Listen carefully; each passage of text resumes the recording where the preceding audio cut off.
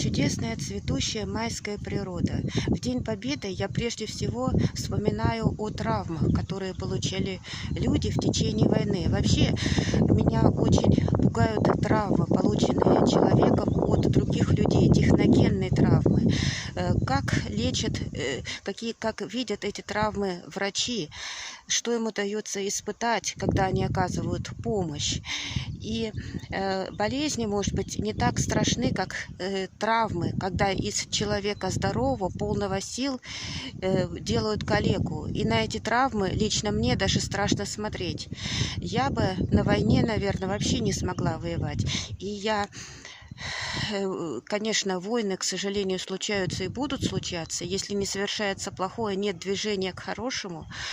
Но я счастлива от того, что в современном мире у мужчин есть возможность не воевать.